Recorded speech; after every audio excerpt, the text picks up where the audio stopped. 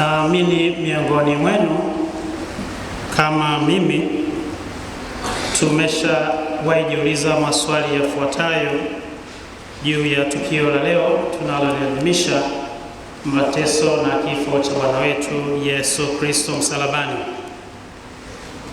Na swali labda ambalo umeshawahi jiuliza au ulishaulizwa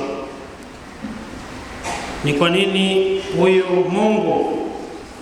Mungu mtawala, huyu Mungu mweza, Mungu mwenye nguvu, Mungu mwenye mamlaka akubali kufa? Kwa nini huyu Mungu akubali kufa? Mungu anachukua binadamu wetu huyu, mamlaka yote na yote hayo, kwa nini anakufa? Na ni kwa nini afe kifo cha namna hiyo? Kwa nini afe msalabani, kifo cha aibu namna hiyo? Na kama ni kutukomboa, huyu Mungu alitaka kutukomboa, hakukuwa na namna nyingine ya kutukomboa sisi bila kufa msalabani, bila kutundikwa msalabani. Hakuwa na namna nyingine ya kutukomboa. Lakini swali jingine sambamba na hayo, kama huyu Mungu ametukomboa tayari kwa kifo chake msalabani, mateso na kifo chake msalabani, kwa nini mateso? Kwa nini shida zipo? Kwa nini magonjwa yapo? Kwa nini kugombana huku na yote hayo tunayopitia kama wanadamu? Lakini hata kwa nini kufa kama huyu amesha tukomboa tayari? Na la nyongeza, msalaba huu una maana yoyote katika maisha yangu? Msalaba una maana tena katika maisha haya?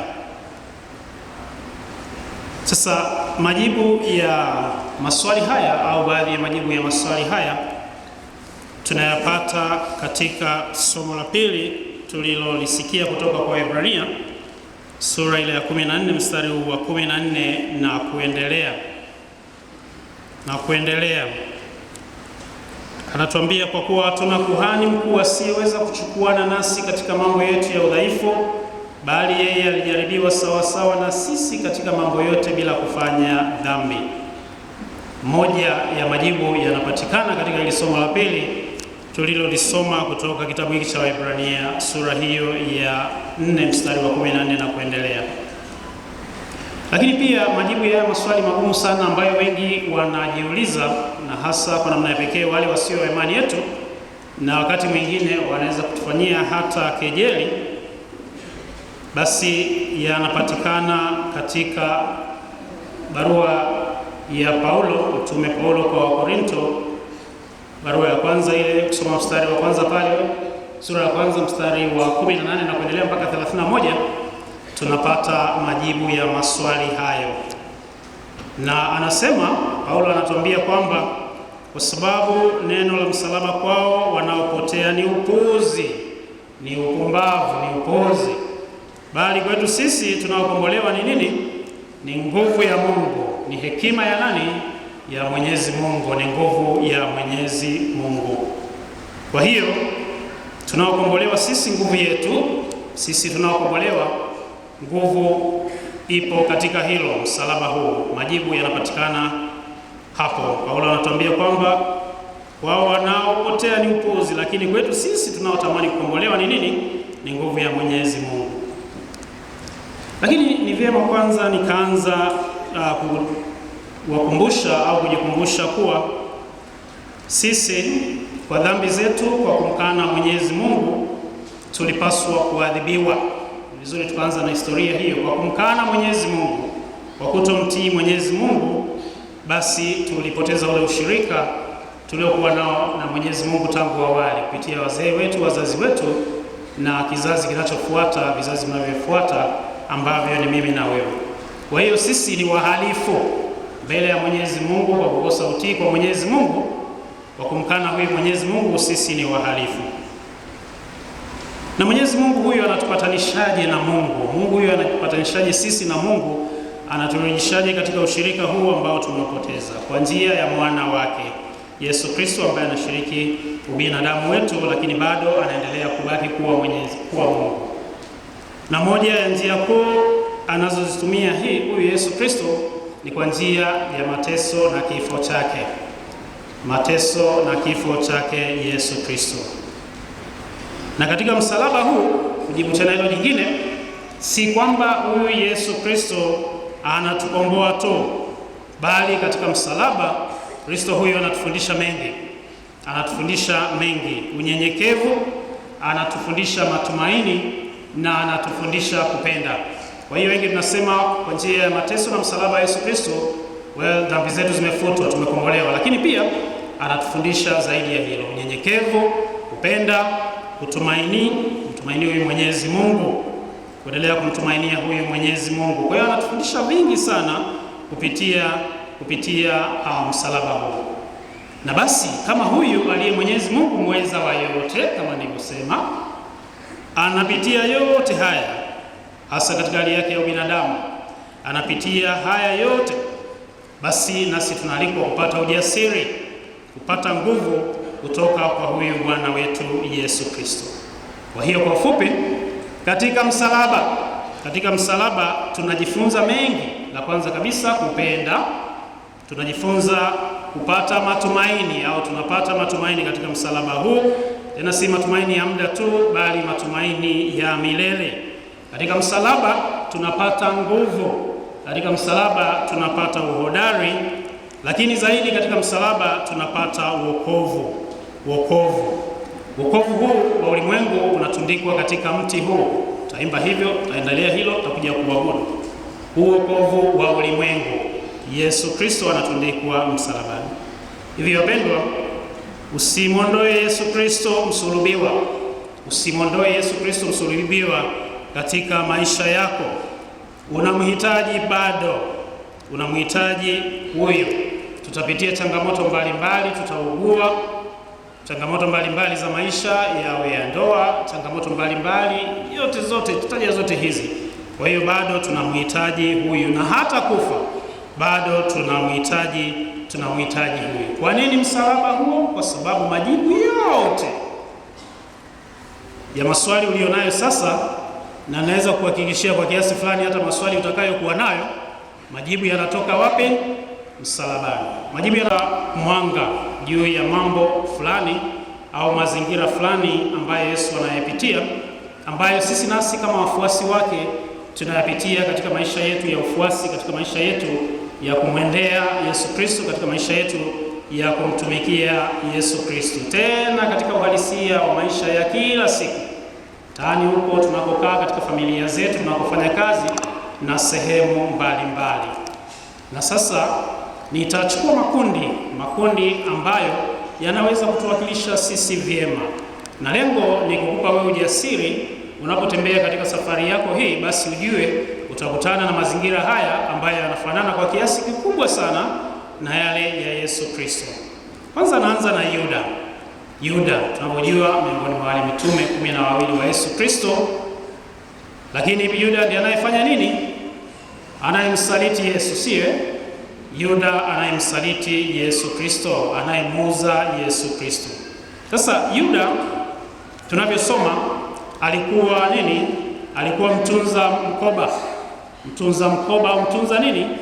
Fedha. Alikuwa anatunza fedha hizi. Na swali nalojiuliza, labda kujiuliza, kwa nini huyu Yuda? Kwa nini atunze? Kwa nini anapewa nafasi hiyo? Naamini kabisa kwamba alipewa nafasi hiyo kwa sababu aliaminiwa na Yesu Kristo au na mitume wenzake. Sasa mkoba huu anaopewa au huyu Yuda kuaminiwa na Yesu Kristo au na mitume wake, napenda kufananisha mkoba huu, hazina hii anayoitunza, na zawadi mbalimbali na karama mbalimbali ambazo Mwenyezi Mungu ametujalia, lakini majukumu mbalimbali tunayopewa na Mwenyezi Mungu au na jamii sote. Na kila mtu hapa ana mkoba wake, ameaminiwa na watu, ameaminiwa labda na Mwenyezi Mungu, umejaliwa vitu mbalimbali, vingine vya asili, vingine umezaliwa na ukavikuta katika maisha haya. Mkoba huu tukibeba vizuri unaweza kuwa ni msalaba mzuri sana wa wokovu wetu, unaweza kusaidia sisi katika safari hii. Sasa mkoba huu unapenda kufananisha na mengi. Yaweza kuwa ni uaminifu ambao, zawadi ya uaminifu ambayo Mwenyezi Mungu amekujalia. Yaweza kuwa ni fadhila ulizonazo. Yaweza kuwa ni fadhila ulizonazo ulizojaliwa. Ziko nyingi sana, unyenyekevu, labda upole na zawadi mbalimbali ambazo Mwenyezi Mungu amekujalia. Mkoba huu waweza kuwa ni baraka hizi kutoka kwa Mwenyezi Mungu, utajiri aliyokujalia, labda nafasi aliyokupa katika uongozi na karama mbalimbali ambazo Mwenyezi Mungu amekujalia. Mkoba huu waweza kuwa ni ndoa yako. Mkoba huu waweza kuwa ni ndoa yako, zawadi hiyo ambayo umepewa. Yaweza kuwa pia ni wito wako, wito uliojaliwa na Mwenyezi Mungu, mkoba huu, kwa sababu labda Mungu anakuamini na unapewa zawadi hii. Mkoba huu waweza kuwa hata ni uzuri wako, hata uzuri wako uliojaliwa na Mwenyezi Mungu. Yaweza kuwa hata ni bahati na vyote vile ambavyo Mwenyezi Mungu ametukabidhi sisi. Kwa hiyo Mwenyezi Mungu anatupatia hivi na tunapewa kwa upendo. Na kumbuka sasa, unapopewa zawadi hizi na Mwenyezi Mungu, mkoba huu uliopewa, kama Yuda huyo aliaminiwa akapewa kubeba mkoba ule, basi ni kitu cha thamani. Ulivyopewa hivi ni vitu vya thamani.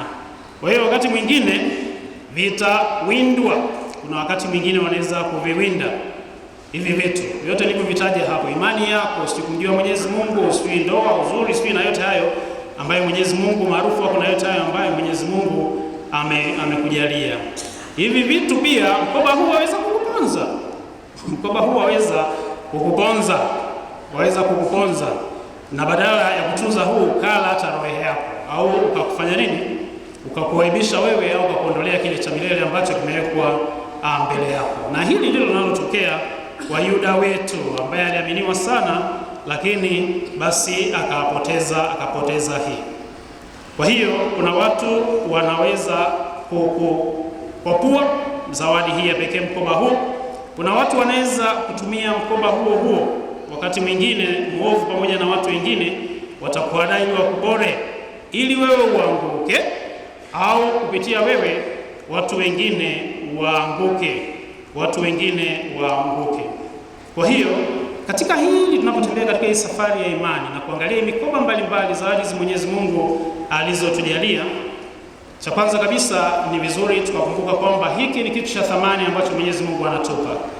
Mwenyezi Mungu anatuamini na anatukabidhi sisi zawadi hii. Zawadi hii ni kwa ajili ya wokovu wako, ni kwa ajili ya watu fulani, kama Yuda anavyopewa. Ikiingia roho ya tamaa ya ubinafsi, unaona, basi utapoteza hiki, na ukishakipoteza hiko, basi shetani tayari ameshajikita katika hilo, na mwisho wake unakuwa ni maangamizi. Kwa hiyo kumbuka kwamba zawadi hizi ambazo Mwenyezi Mungu amekujalia, imani hii na mengine yote, kuna watakao vivinda. Kwa hiyo tunapaswa kuvitunza tena kwa uaminifu, ili kupitia hivyo lengo letu litimie, lengo lile liweze kutimia, wokovu utimie. Kupitia hizo kazi yako ile ambayo Mwenyezi Mungu amekujalia ipate kutimia. Sasa unapobeba mkoba huu, zawadi hizi mbalimbali, karama, zawadi ya imani na yote ambayo Mwenyezi Mungu amekujalia, naomba ukumbuke yafuatayo. Utakuwa mara nyingi sana utazungukwa na makundi ya watu au mazingira ambayo nimeagawa katika makundi manne. Unapobeba hii tunu, huu mkoba, ukumbuke utazungukwa na watu mbalimbali watakao tamani upoteze hicho, au kupitia hicho wewe uanguke au wengine waanguke. Na Yesu Kristo anakutana na matukio yote, anakutana na watu haya, makundi yote haya Yesu Kristo anakutana naye. Lakini cha pekee Yesu Kristo anasimama imara. Wao kuja wanakuwa na yote, lakini Yesu Kristo anaendelea kusimama imara. Kwa hiyo katika hili utakutana, kundi la kwanza kabisa ni lile la watakao kuinua wewe. Wako nawe katika safari hiyo ya kutunza mkoba wako huo. Kundi la kwanza hilo, wako pamoja na wewe. Ukianguka, hawa watu watakueleza, watakwambia ukweli, na lengo ni kukusaidia wewe ili uweze kuinuka. Hata kama ni kuadhibu, watakuadhibu kwa upendo, kwa lengo la kukusaidia wewe uweze kutunza kile chema ambacho Mwenyezi Mungu amekujalia, ambacho nafanana na huu mkoba, ambacho Yesu Kristo kwake mkoba wake ni kuhubiri juu ya ufalme wa Mwenyezi Mungu. Ndicho anachokabidhiwa na Baba yake. Nasoma katika Injili Mwanzo kule, ndicho Yesu Kristo anachokabidhiwa. Anatunza mkoba ule, kuhubiri Mwenyezi Mungu, kumtii huyu Mwenyezi Mungu na yote hayo, na mwisho wake anapata utukufu. Sasa kundi hilo la kwanza ni wale watakao kuinua, wako pamoja na mfano kama walioigiza hapa, na kama tunavyojua walio katika hawa kuna wengi lakini wachache, si wengi, wachache. Na wachache hao ni Maria mama yake Yesu pamoja na mwanafunzi ambaye Yesu Kristo alimpenda sana, ambaye kulingana na simulizi za maandiko matakatifu tunaambiwa ni Yohani. Kwa hiyo hili ndilo kundi Yesu Kristo analokutana nalo.